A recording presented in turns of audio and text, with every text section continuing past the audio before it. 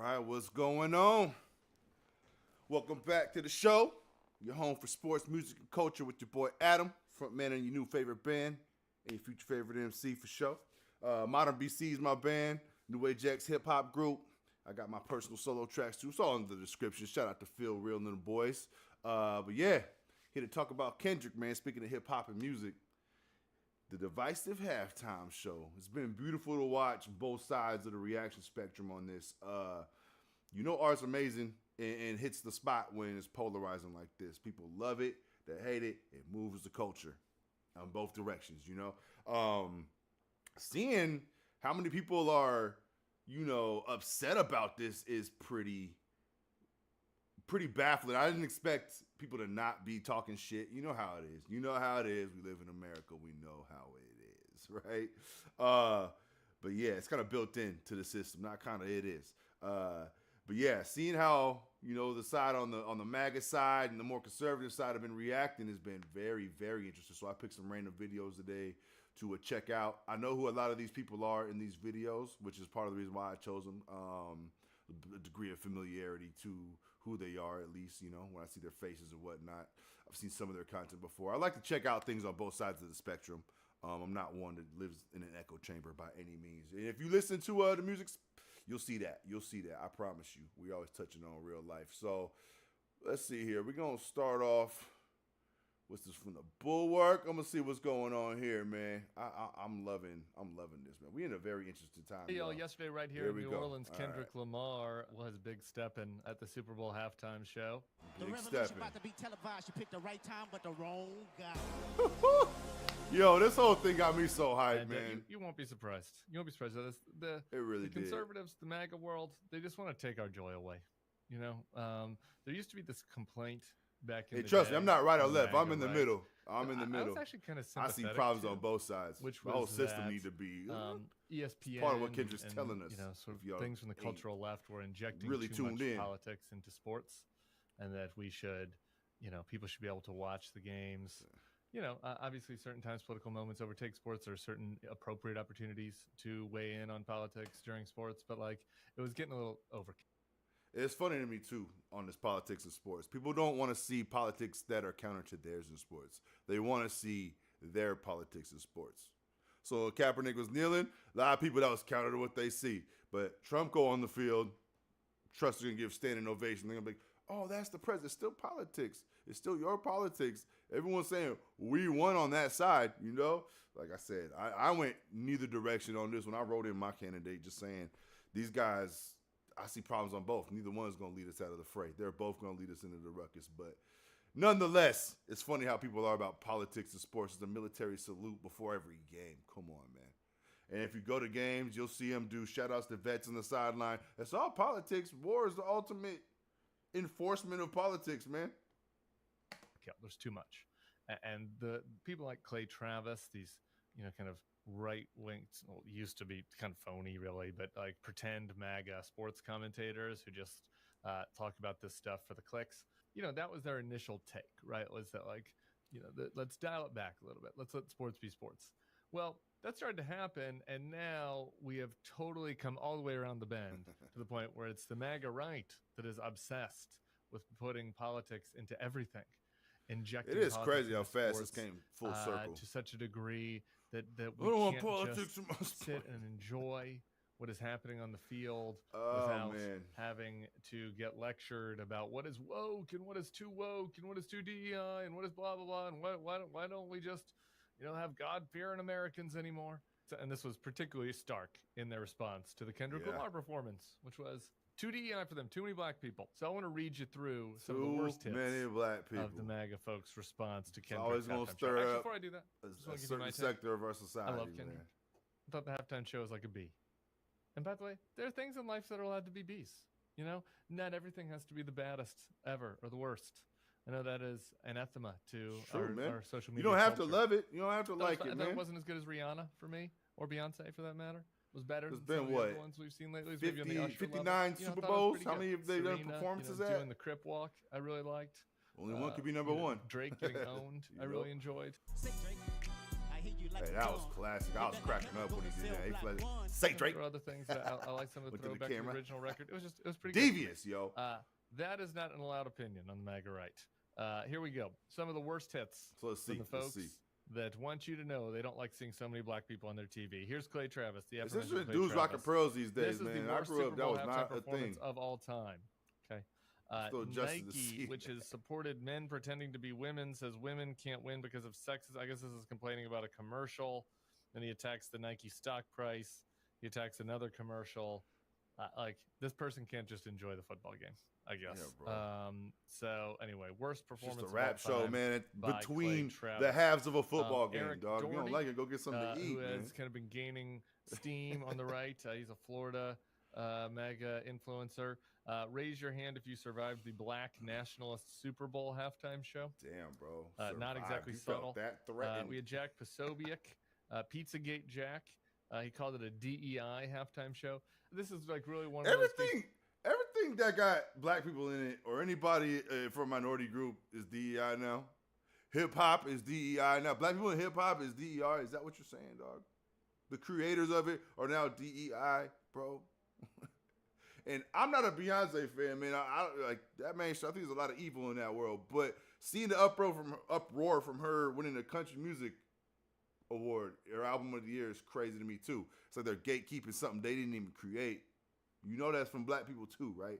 It's wild. It's wild how much gets co-opted, man. It is. It's unfortunate, man. It's really unfortunate how much in this world gets co-opted. That could be such a beautiful thing for everybody, you know. But this is funny. DEI in hip hop is when it's black people. Okay. This is where DEI is just a stand-in for the N-word, I think, or for black, because you say what you want about the halftime show. Like, Kendrick is not a DEI, appointee. He's the biggest artist of this past year, man. The most acclaimed rapper in the world. Swept the Grammys. And has sold millions of albums, and is widely praised by people across, music and demographic and ideological Pulitzer Prize, yo. So I don't know what the DEI of this would be. It would feel like it'd be DEI if you put in the group that Jack wanted instead, AC/DC. That would be, Hell, I guess, yeah. Australian DEI, because they haven't put out a good song in like 30 years. But anyway, that was Pizzagate Jack. AC/DC Ben Shapiro attacked it. He said he couldn't understand a word he was saying. Ben Shapiro has a long history of saying hip hop isn't music. My buddy Matt Gaetz, the good friend of the show. Good old Matt Benny Gaetz. boy. Y'all see me react to him on this channel. That That dude is is clearly the ridiculous. regime's response to Trump's historic just gains saying, with hip-hop, black men. It's not music. Community note points out What are we even saying here? The election hadn't happened when Kendrick was announced. So another massive stretch. Lauren Boebert attacked it. Benny Johnson said, they have the lyrics halftime show online should for have been stuff. the You can Village look stuff People of up. President Trump There's doing the Trump explanations. dance. Read the room, NFL. He said we should no longer let talentless, mumbling, pagan, satanic cultists do halftime shows and pretend people like it. And that right there, this is the perfect example of how ignorant this man is and how a lot of these people are ignorant to what's he said mumbling. No. Look up the lyrics, my man. Go listen to his music. There's no mumbling in there. Pagan and satanic, the man is a man of faith. I'm just saying, as somebody who's not religious, the man is a man of faith. You got to respect that. So that is patently wrong. What else do you say? Oh, I'm paying satanic. Yeah, come on, man. He's the exact opposite of that. And then I've heard people talk about when he talks about Lucy. He's not talking about giving in to Lucy or being in on Lucifer's team. He's saying Lucifer came to tempt him because he recognized his power and his influence. And somebody he's talking about he misused his influence. You got to go back and listen and really pay attention. And like I said, I'm not religious, but didn't Lucifer take Jesus to the top of the mountain and offer him everything his eye could see? Didn't that happen? So to me, if y'all want to question that proximity, you have to do it both sides. So you're going to question Jesus doing that too in the religious world? Because if he's saying Lucy was trying to tempt him, Lucifer trying to tempt both, right? Sometimes, man, it's interesting being curious about religion and a student of it, but not being religious myself and like looking into things and seeing how people just selectively apply aspects of religion that just help them and are beneficial to what they're saying in the moment, but most of their actions are contradictory to their claims of being of that world and being a Christian or whatever they claim that they're faking the funk. I'm seeing people do it with the Muslim world too, which is an affront to people who are truly of those religions. It's an insult, you know? Stop using it as a cover-up for your image and a Band-Aid to it anyway. My podcast guest, Ben Stiller, my buddy Ben Stiller, my new friend, he thought it was the best halftime show. So I guess some people like it. Some people with actual artistic skills, unlike Benny Johnson, did enjoy it. So we got Bill Mitchell. You might remember Bill Mitchell from the first Trump term. He was a very prominent Trump advocate on social media. That was awful in every possible way. Zero diversity. See, I love how they play this game. Like, now we need diversity. Now we're for DEI when white people aren't involved. Son. Zero diversity. Aren't you guys going through and wiping out all the programs that have to do with diversity and all this right now? It's supposed to be merit-based. So the best hip-hop artist gets the best dancers to do choreography, put the show together, gets Samuel L. Jackson to play Uncle Sam and to prove a point, which y'all missed and went way over your head, man.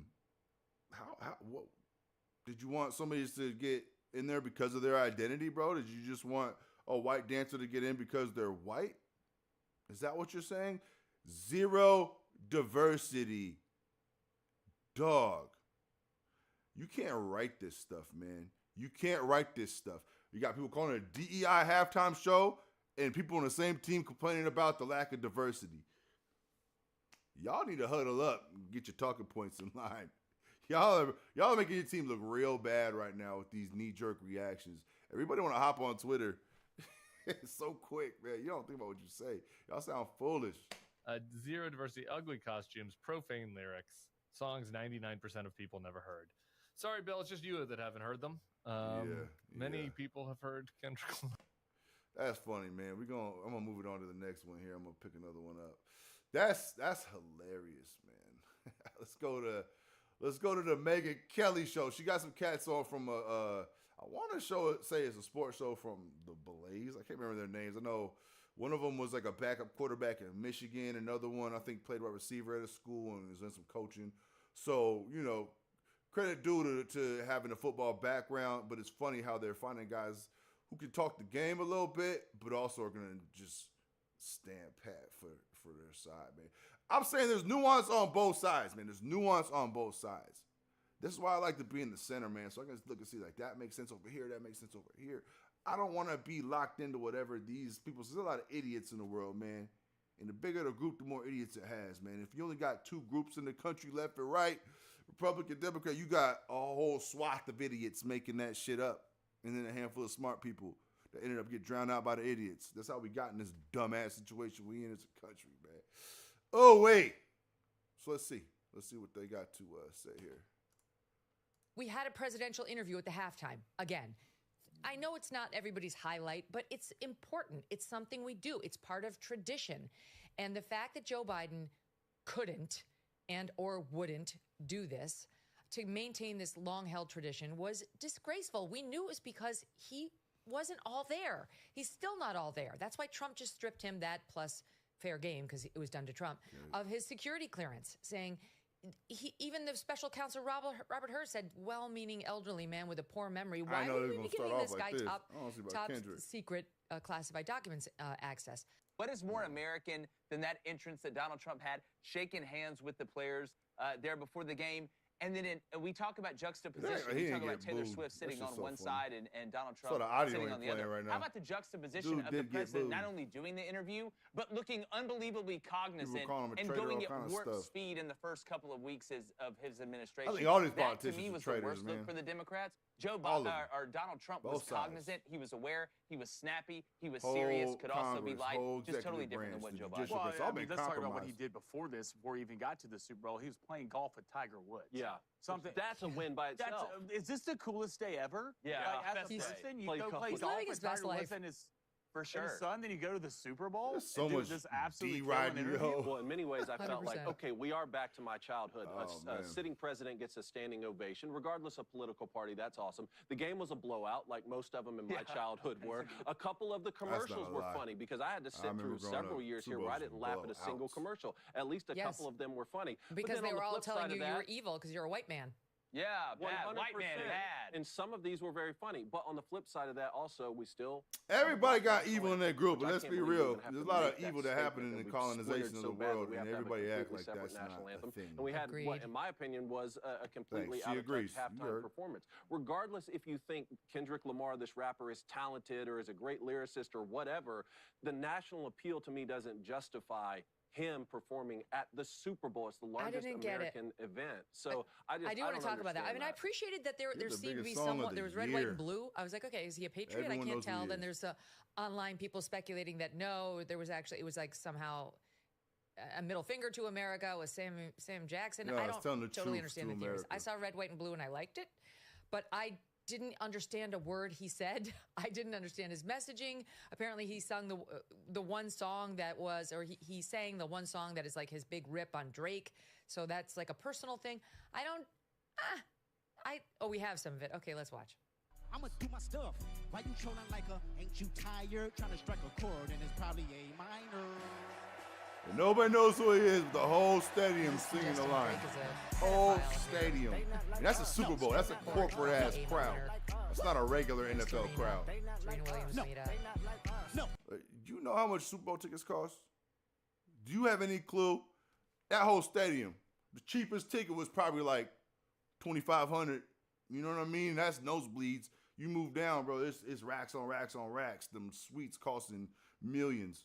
Come on, man. And they're the ones singing it. Imagine how it sounded if it was the people that were normally at games singing it. Come on now. Yeah.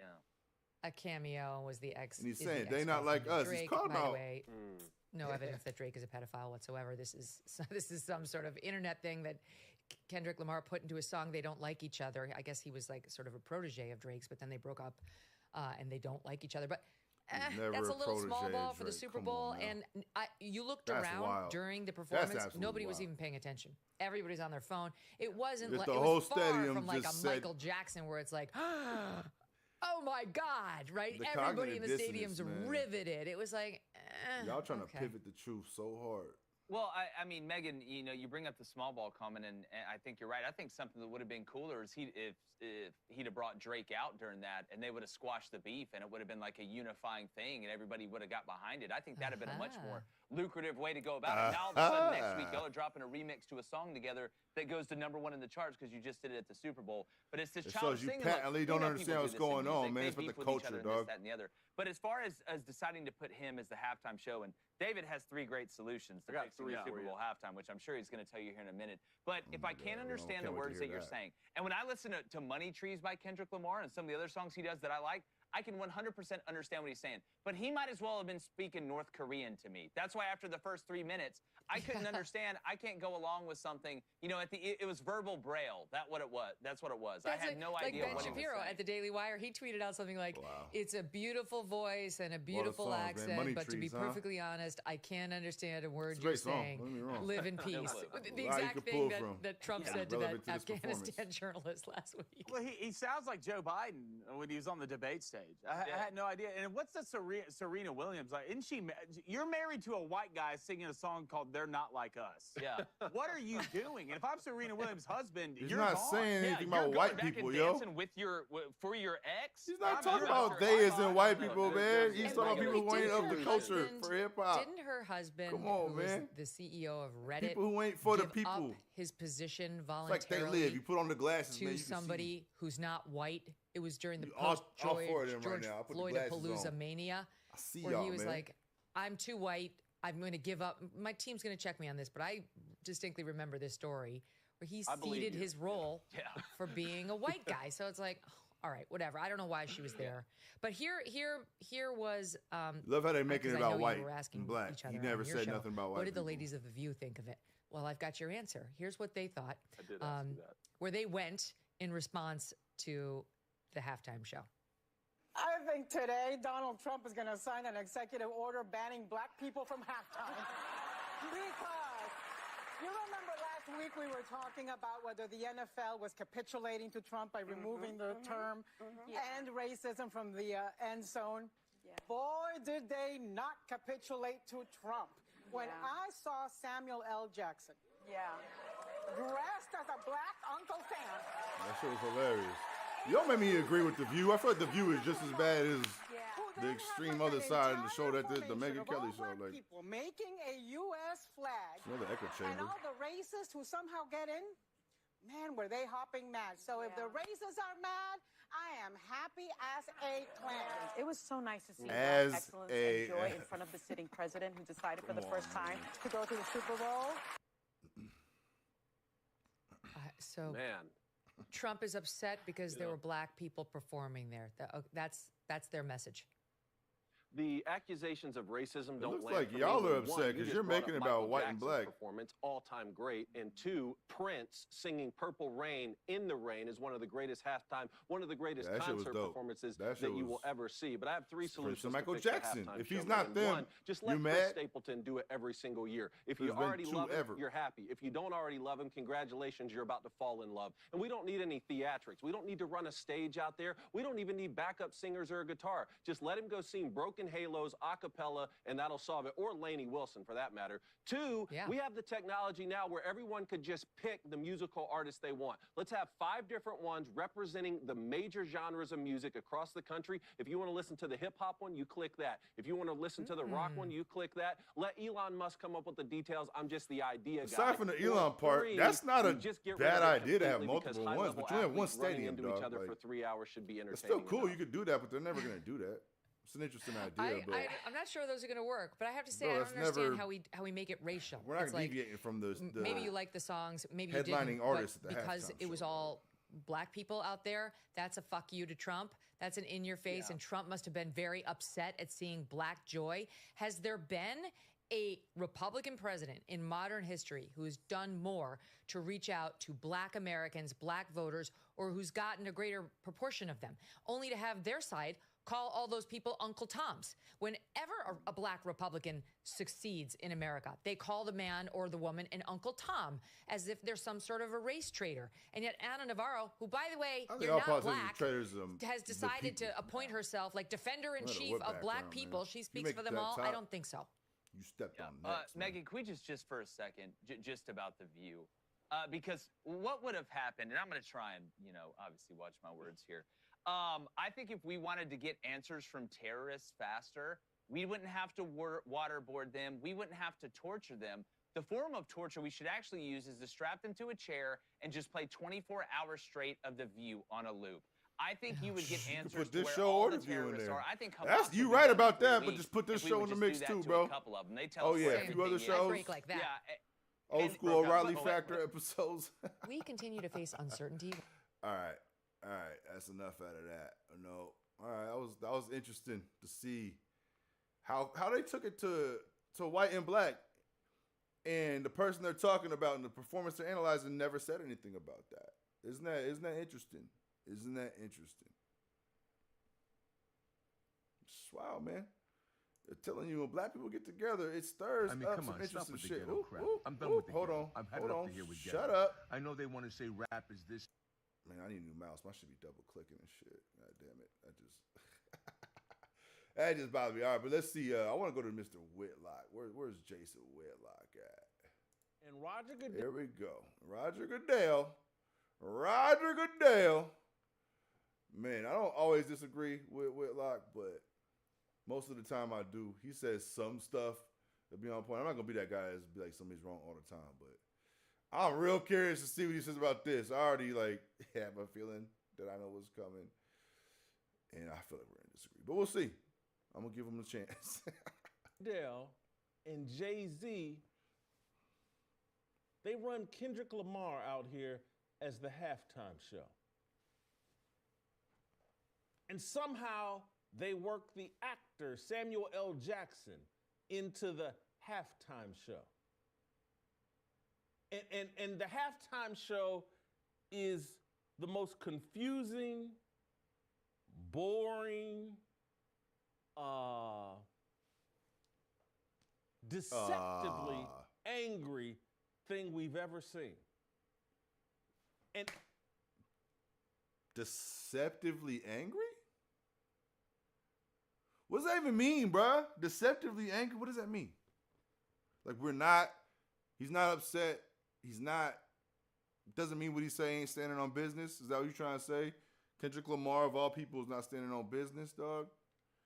This shit's so funny to me, man. And people, 90% of the audience has no idea what Kendrick Lamar is saying, doing. They don't know his music. They don't know the songs. They can't. If you rewatch this halftime show and just think about halftime shows in the past, What if you heard everyone in the stadium say the whole line? The reason you put a Janet Jackson, a Justin Timberlake, give me examples, dog. So many crossover, major songs that when they start to play them, the audience goes, "Oh, I remember that song," and they start screaming and clapping and like, "Oh, this takes me back. Oh, I can't wait for them to do 30, 45 seconds of that song." And so even when they had Snoop Dogg and Dr. Dre and 50 Cent and Mary J. Blige out there, their catalog of music, so pervasive, so many classic songs that, right or wrong, everybody has partied to at some point. The biggest hick in the sticks knows Gin and Juice or, that garbage music that Dr. Dre puts out. And again, I know it all. Used to love it all. Hold on, man. I'm going to be right back. Give me 1 second. This is craziness. This is absolute craziness. He said gin and juice.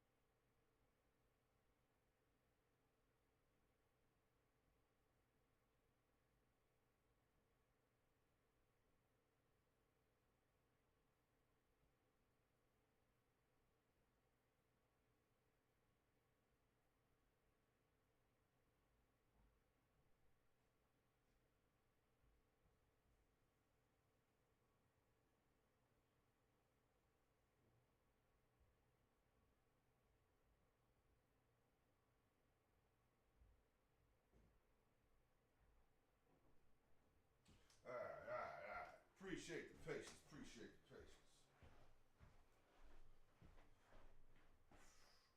Yeah. All right. Back in the mix. Boy, we're drinking a lot of water, man. Staying hydrated. But let's get back to it. I can concentrate now. To it all, but everybody knows that. But Kendrick Lamar, Kendrick Lamar? His most popular song is Not Like Us. Most people don't know it. Except for everybody who said the lines in the stadium, dog. Between him and Drake. And yes, it's popular. But it hasn't been out there long enough to really cross over.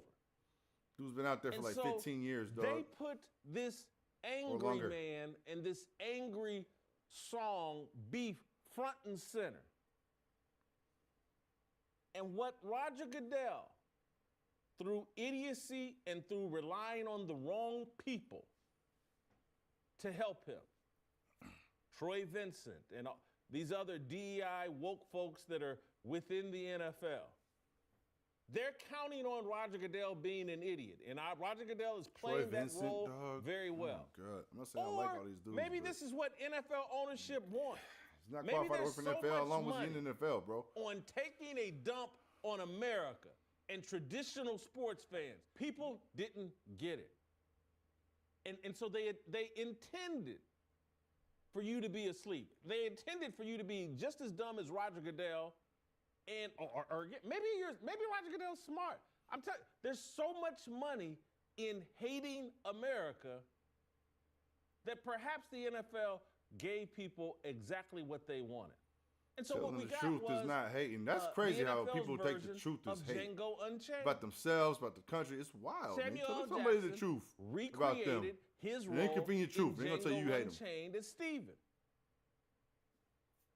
And because they dressed it up in red, white, and blue, and there was no nudity, and there was no obvious satanic messaging, it just went over a lot of people's heads. Satanic, again with the satanic And look, shit. even for someone like me, I didn't understand everything that was going on. I had to watch it in private a second time. And then I had to go do research to fully get it. It's like the whole Squid Games thing they had going on. I didn't get that. It's art, bro. Initial review. It's art. Or You initially ain't supposed to be able to just digest the entirety of an art piece. The first viewing, bro. Just get in everyone's face at halftime. 100 million people watching. Yep. They just got in everyone's face using Samuel Jackson and Kendrick Lamar and said, "We hate America. We hate you." Now they said America's on some bullshit, this was and it could be NFL better. Called tough Unchained. love, bruh. Tough Let love, me bruh. walk you through it. You never had to tell somebody some shit that didn't feel good to tell them because you love them and they needed to hear it. So they that's stop not what happened. destroying themselves? Come Yes, on, man. it is. This is what happened. Samuel L. Jackson, again, as I've already said, comes out and tells you, "Hey, I'm Uncle Sam." And what he's really saying, "No, I'm Stephen from Django. That's the role, other than, I guess, Pulp Fiction. That's the role I'm most known for." And he went about promoting a subversive, anti-American agenda on all this.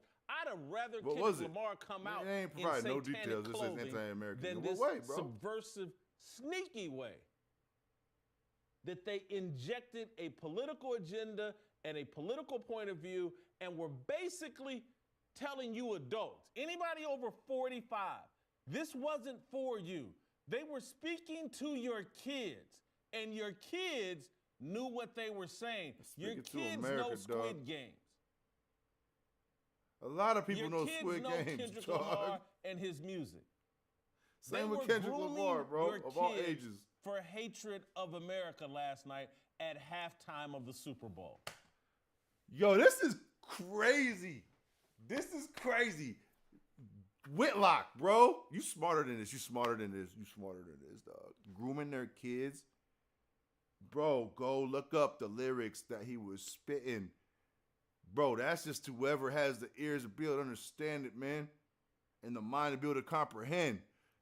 That is not for kids, dog. Kids can listen to it, but it's one of them things. Like when you hear great music as a kid and you hear it as an adult, when you get over, like, oh, that's what they were saying, or that's why this is amazing. The nuance, the understanding of the nuance grows as you age, my man. That was not kids bop, bro. Kendrick ain't out here doing kids bop. Man. Hey, kid, how many times has he said satanic in this? This is unbelievable. Damn, They got in your that face shit. at Like, halftime fuck, of the I Super do Bowl and said, "Hey, we're going to groom your kids. You're not, and we're going to do it right in front of you with the whole family sitting and watching Ain't no way the he Super believes Bowl what he's saying together." right now. Ain't no way he believes this Hey, shit. what's going on? Why is this little black midget out here yelling and talking into a microphone? What's going on? Your kids are like, "Yeah, I know what's going on, mommy, daddy. This is great. This is Squid Games. Do you know what Squid Games is?" Because I had to do the research. But it's some They always prove Netflix-funded their ignorance, man. anti-capitalism TV series about 458 poor people competing in deadly children's games for the right to win billions of dollars. That's what Squid Games is. People love that and show, the way dog. the stage was And it's not even an framed, American show. for Kendrick Lamar. Oh my it was God. mocking or drawing an allusion to Squid Games. And so when Samuel L. Jackson started off the halftime performance, "Hey, it's your Uncle Sam," and this is the great American game. He used those words intentionally. Yep. This is the great American That's what happens game. when you write scripts and lyrics. You have intentional And what he's words referring and delivery. to is America is the Squid Game. About it was no here's Samuel L. Jackson comes on. I think it's after Kendrick Lamar does this little silly song he does, Squabble Up. That's where he started out. Who knows what he's saying or what the song is are widely really about. available. You know, I don't Look know. it up. I thought you did research, But bro. it's a very ghetto Did research, but he Compton-specific doesn't know any of type the song. lyrics. Squabbling. That's fighting, blah, blah, blah. Samuel L. Jackson comes in. He's the narrator of this performance. No. That's too loud. That's too reckless. That's too ghetto. Mr. Lamar, do you really know how to play the game? Then tighten up, is what Samuel L. Jackson said. Mm-hmm. And so he's telling him the song Squabble Up. Oh, that's too loud. That's too reckless. That's too ghetto. Tisk, tisk. Don't do that. Don't you understand how to play the Squid Game? You need to conform. You need to be more docile. Dog. You need to tighten up. And so Kendrick Lamar comes off of that and does the song Humble. His song Humble. And it has some hook about sit down and be humble. Or sit down and is shut that up. is that a satanic message, dog? Be humble. Heard the song, or some of you have know some the song, humility. But it's about you hey, could sit use down some of and that, shut up dog. and know your place. Basically, it's some sort of hook. No, not shut up. Shut up. Know your place. Samuel humble, Jackson man. sets You're the more table. powerful when you're humble. Hey, man. that song Squabble Up. That's too loud. That's too ghetto. Don't you know how to play the game, Nick? That's what he's saying. Don't you know how to play the game, Negro? Play the game. Don't be yourself. Yourself, they've defined as too loud, too reckless, and too ghetto. All his reactions to this Squabbling, are all saying that exact gang same violence shit. you guys do.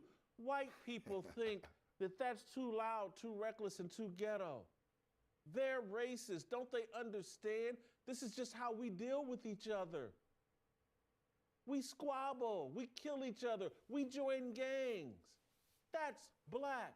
They want you to be white. He didn't say it. Y'all sitting here, oh, at least there was no Conform satanic part, yes. messaging in this halftime performance. Are you kidding me?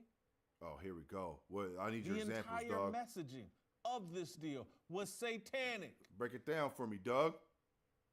They come out here and do this not like us, and it's got some little Did they just beat, and he's basically saying That wasn't my Drake edit. sleeps That with was minors that was and- them. and Wow. then the little extra sauce. Bro, they you ain't put backing on. up your claim, dog. They got the tennis star Serena Williams to come out and crip walk during the song. Serena Williams, the tennis star, who's married to some white male billionaire. What does that have to do Who with grew her up being from in LA South and Central Los celebrating Angeles?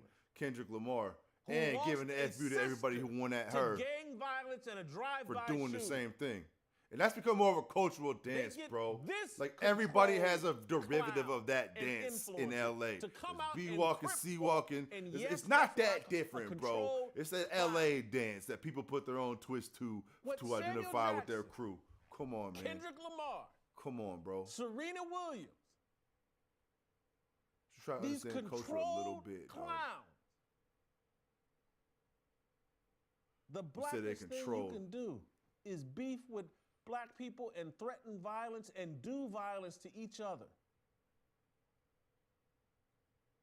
He didn't Oh, threaten yeah, them, my bro. He sister didn't died in threaten a nobody. drive-by shooting over some gang violence, but I'm good with that. Let me go out here and rep the Crips.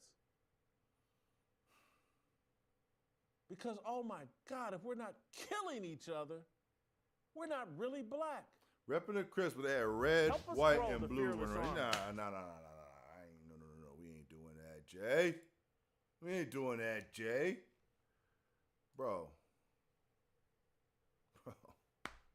I would pay money to see him and Whitlock talk about this. Oh, man, get the reunion going. I want to see this episode be episode 1. Oh, my goodness. He said the whole thing was satanic, and then proceeded to not even back it up. Matter of fact, they chopped out whatever the hell he said for the next however long they cut out. You see how they work? I'm telling you, you really want to get down and shut people the hell up, back up your claim. That's all you got to do. People don't do it these days. You ask people why they think something, they ain't going to go a layer deeper. People just go knee-jerk reactions or whatever they're fed. He's going knee-jerk reaction because if he really did research, he had some lyrics that he could point to. He'd have something in the choreography he could point to. He could have something in the stage and the imagery that he could point to back up his claims of being satanic and anti-white and all of this. I'm telling you, man. You see how much extra sauce they try putting on this? Try to bastardize the performance? Try to lessen its impact? And the kids see through it. That's why they're getting pissed off and you feel like you're grooming the kids or they're grooming the kids with it. No, man. It's just they see through your bullshit. What you say has no relevance or merit to it because you're not giving it any by backing it up. That's on you, man. That's on you. Ooh, fucking we. Saying this 40 acres and a mule Let's see, this is another video was here. about We're going to probably end on this broken one. promises to black people. And yeah, but can we finally just also call it what it was? It was theft. There we go. I am loving Get some views from all Kenya. of the analysis of Kendrick Lamar's brilliant Super Bowl performance. It's and on the I positive side. cannot claim to know nearly enough to explain all of the nuance there. But the one thing I have kind of been picking up on is that we keep when he says 40 acres and a mule, this is bigger than the music. I keep hearing people talking about this historically, like it's about this was the culture. They're trying to come out and erase us, the Civil man. War. That's the what government happens. Just didn't follow Try through to take on. over and eradicate. And we talk about black people this way all the time. Like, oh my God, we've got to, have welfare. We've got to have these handouts for equity and fairness and to make up for historical disadvantages and all of that. But the reason black Americans have historically been poor and been disenfranchised is because we keep stealing their stuff. We started with stealing their labor. That built so much of the wealth in this country. And then after there's trillions like tiny little of pittance dollars of, worth of free hey, labor. maybe Trillions. to get some back pay from the estates. Trillions. That we're stealing from you, among other things. And then we kind of went, nah. So especially when we have Kendrick Lamar calling out things like he owns his music because he made it by himself. That's his. I think we can stand to kind of look a little bit more and go, hey, America's also theirs. It is the black story. It is black people building and working and white people trying to take it. And then guiding the culture at that. People People copy black folk at every turn. Especially with all this talk about DEI and, oh, it's undeserved, it's a handout, you're not choosing the best people. That's just such bullshit. Nothing we have talked about doing in the name of equity is some unfair gift because we feel bad. It's just paying back what's stolen. Y'all know after slavery ended that white people were complaining because all the skilled labor jobs were going to the people who were doing the skilled labor, which were the black slaves. And now that they were free, there people were hiring them and paying them and not hiring white people. And white people were up in arms because white people weren't getting those jobs because they didn't do them to get good at them. So their skill was not there to be desirable. No matter what. So they're too good, it's not fair, or they're not good enough. There's never going to be good enough for a lot of the population. Not everybody. Most people these days are people. They love other people. They're cool with other people, but a good amount still to this day suffer from that supremacy fucking disease in their mind, man. And it's crazy. It's unfathomable to them that people from other groups can be exceptional. Hi guys, welcome back to our channel. In case you're new here, my name is Maren and I'm Maureen. So you know, Maureen and Maureen. Kendrick Lamar did What up, with his twins? It's crazy. You know her mom. Maureen, God damn it, you know what I'm talking to. But in their way, that's how my mom would be my bro. We ain't even twins. Right. So guys, in today's episode, we are asking, what does 40 acres and a mule mean? Yeah, because I mean, right now we are all interested in American affairs, especially if it's something so controversial that blows up like this. It makes you ask yourself questions here. And it's not just us, also palm-colored people were coming out because surprisingly enough, they also amongst themselves do not know what this 40 acres and a mule means. Yeah, it's why the whole world's focusing in on this now, man. There's no way. It's under the microscope. What 40 acres and a mule America is getting aired out. Guys, you remember when we're seeing what's happening politically. Informs the present and it this also is getting real the interesting. Future. The revolution will be televised, streamed, right in your face in the street. You don't see it. I feel like it's very important to look at this closely and compare and contrast side by side what was happening then in history and what is still happening today in America. Right. That being okay, go. Sorry. Yeah, because you know when 40 acres and a mule happened. Okay, let's just watch this video and then you come back and talk about it, because I feel like I do have my two cents. When you start talking, you won't stop. When I start talking, my mouth will run to the end of the program. But let's watch this and then you come back and talk about it. Right. Consider subscribing if it's your first time here. Also, leave us a comment on what you think about this episode. Let's watch. Hey, shout out to y'all doing this seem to channel know what together. 40 acres and a mule is referring to, and if you do know, most of you only know half the story. Let's learn where the phrase 40 acres and a mule came from and what it means for all Americans. Come, let's do our homework. 40 acres and a mule is a colloquialism. It's just a nickname for a contract that the U.S. government had with black people after the Civil War. The year is 1864, and the Civil War is raging in the United States. And the fighting was particularly dirty between these two guys, General William Sherman of the North and General Hood of the Confederacy of the South. These guys were going at it, and it was ugly. Things were bad. Until finally, General Sherman says, you know what? Fuck this shit. I've had enough. It's time to go nuclear on your ass. So he embarks on what we now call Sherman's March to Sea. But he went full scorched earth on the Confederacy. He started in Atlanta, and he marches across Georgia from Atlanta to Savannah. And he doesn't just hit military targets, he hits everything in sight. He goes full scorched earth on the South. He burns crops. He destroys railways. He takes down infrastructure. He steals things. He kills cattle. He goes nuts on them. The whole point is to destroy the morale of the South, make them quit, give this up, end this fucking war already. And it's pretty successful. He reaches Savannah, Georgia at the end of 1864 in December. And they're kind of like, now what, right? So these four dudes, these were abolitionists. They'd been talking. They were like, okay, what do we do next? Now we've crushed the Confederacy. Union's getting back together. We're going to win the war. What do we do with all of these people that used to be enslaved and are now free? Charles Sumner and Thaddeus Stevens were big abolitionists. They had been talking all the time. Okay, what do we do next? What do we do next? What do we do next? And Edwin Stanton says to his shout out to the abolitionists throughout history, man. Instead of just talking about people and deciding what we should do to them, why don't we speak to them and ask them what they want to do? What a fucking revolutionary idea. So they get together with 20 leaders in the black community, including Garrison Frazier, and they ask him, hey, what do you guys want for yourself?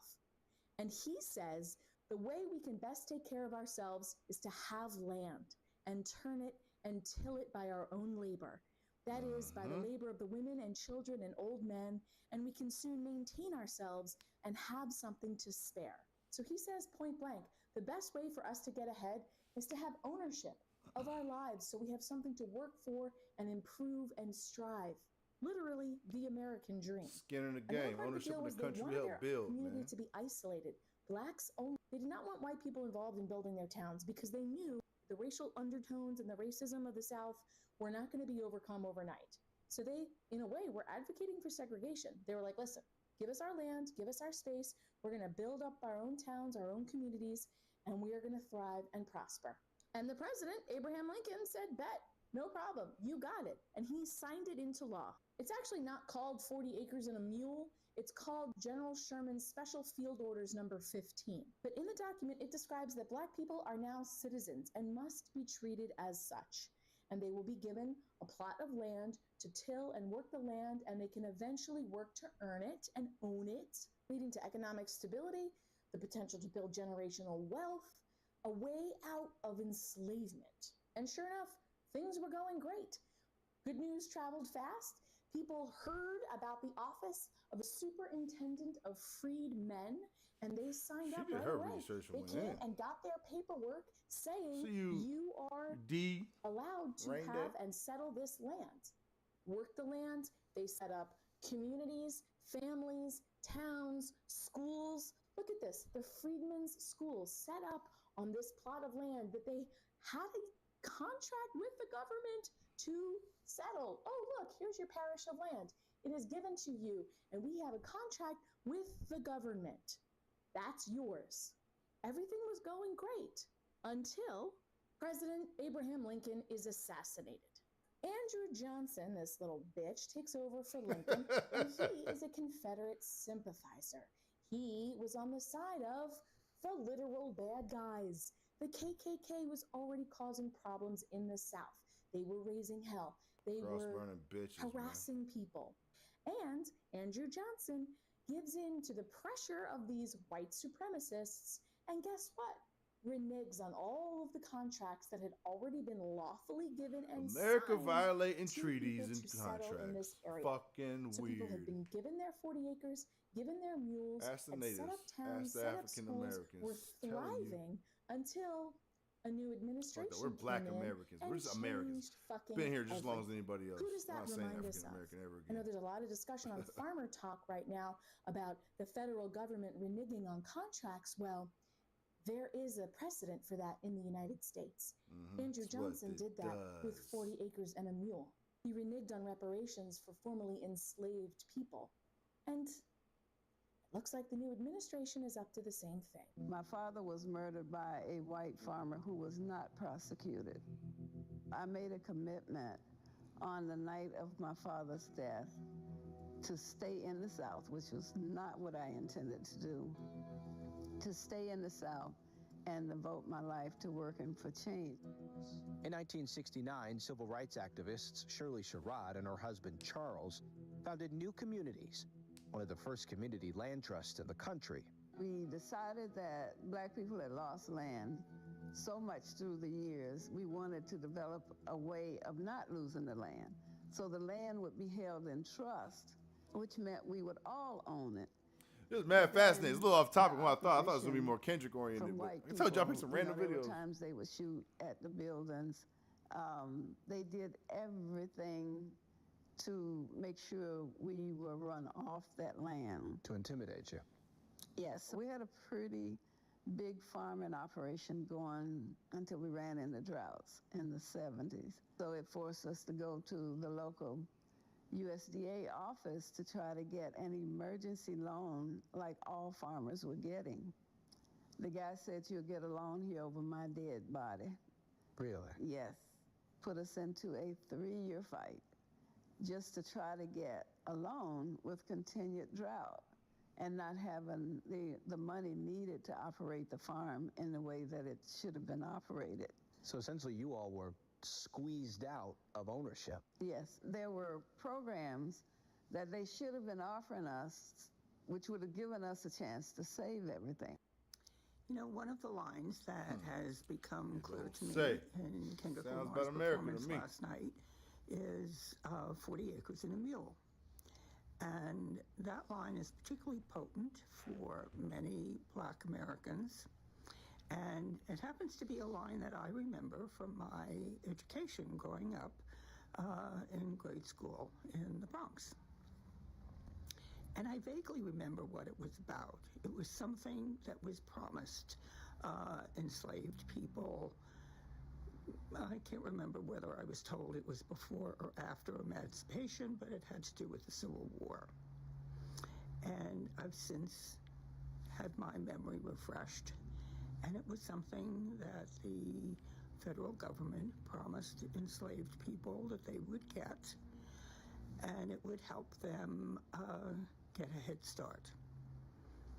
But as with many promises given to Native Americans, they didn't come through.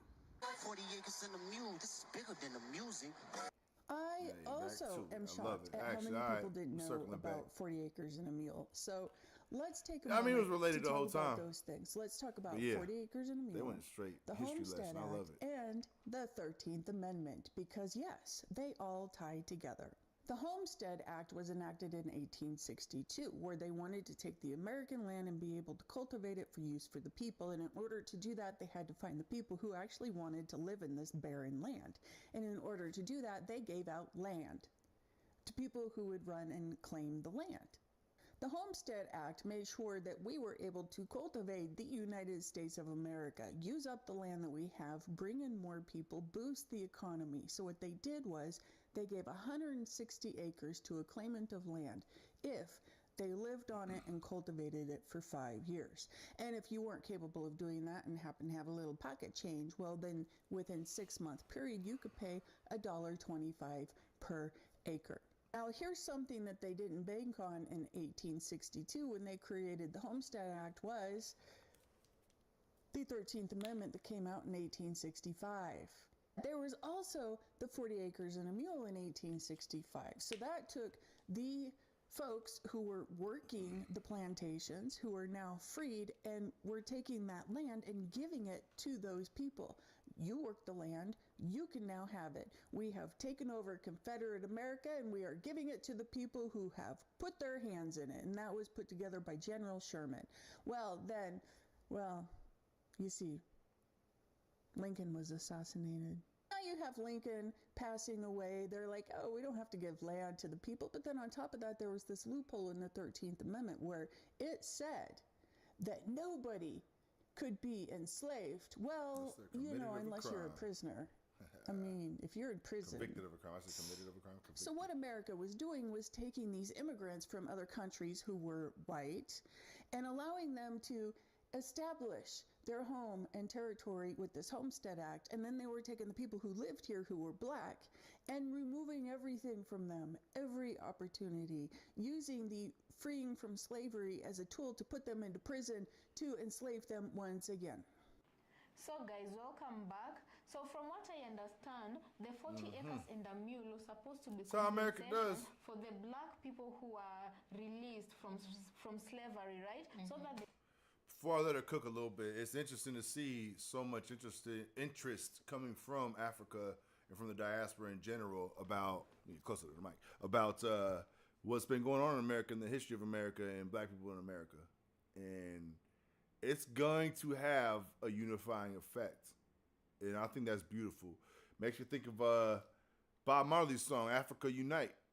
It's about the diaspora coming together, Cause we're moving right out of Babylon. The Babylon system you're always talking about. It's that hand, man. And it's going to be beautiful to watch unity working in general. I mean, the diaspora coming together. Just all kinds of people are getting closer and realizing we're all in the same fight. It ain't a lateral fight. It's vertical. It's the haves and the have-nots. But I'm going to let her cook, see what she has to say. So I'm curious about their perspective over there. They could be able to sustain themselves. Right. So this was some kind of reparations for that group. And even at that, these palm-colored people could not keep their word. They went back, the palm-colored woman says, they went back a week after and took everything that President Lincoln had given them. Yeah, guys, just imagine, this is the level where you say, for the people who normally claim that Black America did not build America, you sit down and ask yourself, with all the contributions that Black America has made towards the advancement of the country, with all the forced labor they had to endure for them to, give their best even at that, without earning anything, without earning anything from the work they had to do. And someone can still sit down somewhere and afford to say that they did not build America. From where I'm sitting, guys, it's looking like Black America sacrificed a lot, generational sacrifices, a lot to build that country, and they didn't get anything. And even at that, whatever they did to make sure that their own community advanced forward, they always placed an unfair disadvantage to the community for them to yank them back. Everything they tried to do, they always interfered with the progress of the Black community. Right. That is from where I'm sitting from. And then another thing, guys, I want to ask. Clear as day, they see it. I feel like it's very important for me to mention this because myself, I also didn't know this about our country. Let me just mention this as an example. So there's this YouTuber called Ngugi, and she exposed that there's a place in Kenya called Laikipia.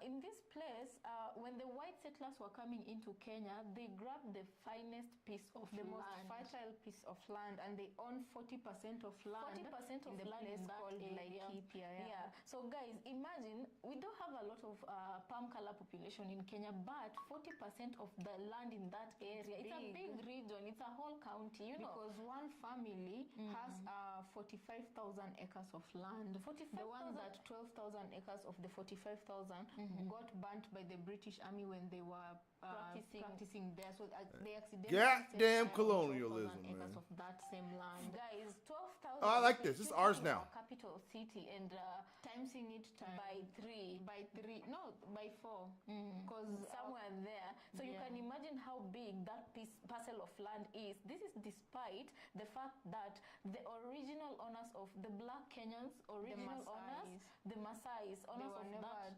compensated nothing. So guys, you have to think when colonialism was happening, this was a long time ago, right? Not that long time ago, but during that time, these people they didn't have the system of education the British people had. The British people came with their own rules and imposed it on the people that were living there. Mind you, the locals had also their rules, but their rules that were governing them were very different from how the palm-colored people governed themselves. Yeah, so one of these British people, the leaders, they made a contract with one of the chief elders, the Black chief elders, and that is how they got to get the land, yeah? So the descendants of these people went to court and they were trying to get the land They back. were also saying that chief elder wasn't representing all of them, which was true. So you can't just say you had a deal with one Kenyan to represent the whole, that whole entire region and say that Black people agreed to give you that land when this person did not even know the meaning of the agreement you are bringing in front of them. So if they could find a way around not returning those kinds of land and they still defend the lands they plundered, how comes in America, when Black Americans were given that 40 acres and a mule, they still found a way to invalidate back from the Black community and to invalidate the agreement? Much as it was a verbal agreement, it was an agreement that was recognized nonetheless, But if they can still find a way to invalidate that agreement, how comes, my biggest question is, how comes they can't invalidate all the lands they plundered from other regions, like for example, say Africa? How comes theirs gets to take hold and theirs gets to be very valid as compared to the Black community? I would say it's because of different governments. If a government allows you to keep the land, you will keep the land. If a government, but at the end of the day, as in this case, if the government wants to take your land from you, they will find any loophole to make it illegal for you to own that land. Personally, I say, much as it's about the government, it's also about the white supremacy system. Black people can never own anything, and that is the same across all platforms. They can never own, they're not allowed. You understand? It reminds me of a law that was also in South Africa where Black people were not allowed to purchase land, Black people were not allowed to be paid salaries, and Black people, even if you came into wealth as a South African, it's the home of Elon Musk. Platform, you can parents whose mom's side moved there to support this. Correct me if I'm wrong. If a South African black South African came into some type of wealth during apartheid and became wealthy, there was little to no, there wasn't much the black person could do with the wealth in regards to buying land in the fine parts of the white settlement area, because how they carved the system, they made it impossible for black people to break into those societies they had carved for themselves. Right. And you know what I'm saying right now is, with the 40 acres and a mule, before Kendrick Lamar's performance, most of us Africans had never had that specific phrase, you know. And right now, teaching them all over TikTok because of Kendrick Lamar's performance. And yet they say it was ignorant BS. He's educating the world. Look at this. He's bringing the diaspora together. Look at this. Kendrick Lamar's song, and it was they missed the whole point. I was like, why does it sound like a biblical thing? Is it a biblical thing, or what does it mean, you know? And so my hunger to want to know if it is a verse from a Bible, what does it mean? That is what made me realize, this is something to do with slavery and the injustices that were committed after the real events of 40 mules and an egg. 40 acres and a 40 mules and 1 acre. That'd be crazy. Guys, so there's a lady here who was talking about. Oh man! All right. We're gonna call it. I gotta get over to band practice here, so we're gonna go back to the wide view here.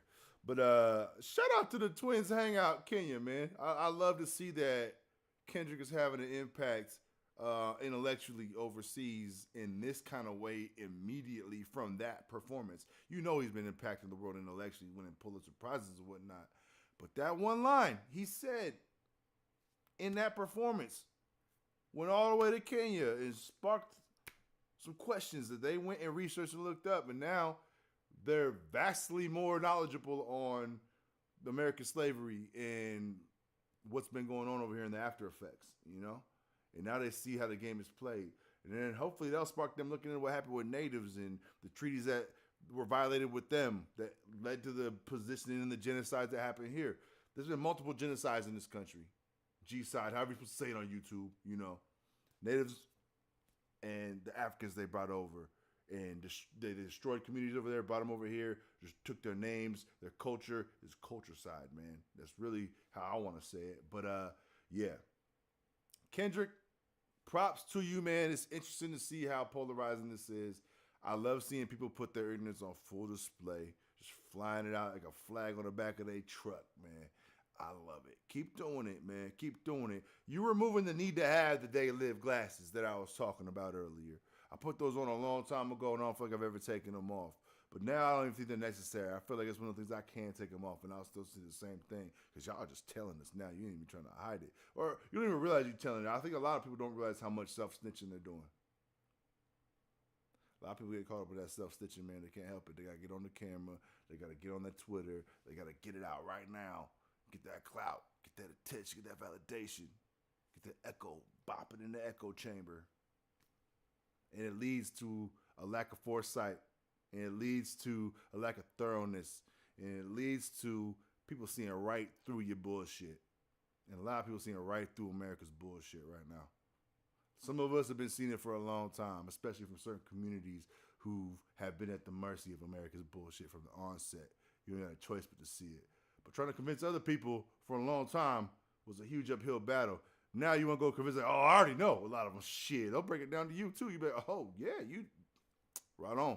So to see that that's spreading around the planet, I love seeing the diaspora coming together, man. This gives me hope.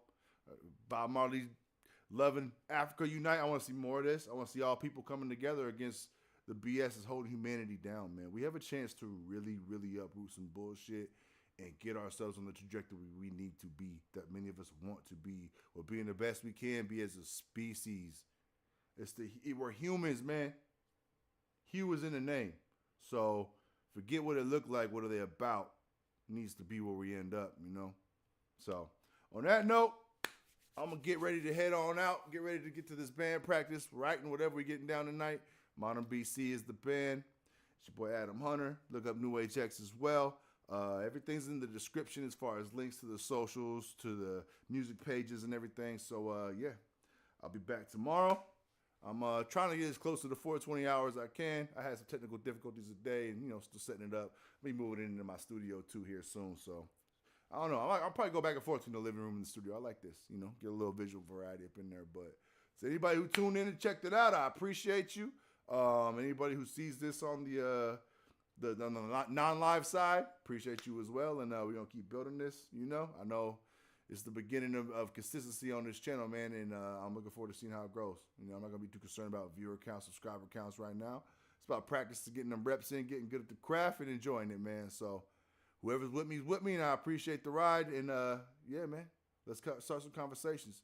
Support and talk to people who are different than you, man. So I hope y'all have a good day, good night, wherever you're at in the world right now. And shout out to everybody whose content I reacted to today. You know what I mean? Whether I agree with you or not, we're all in this thing together, man.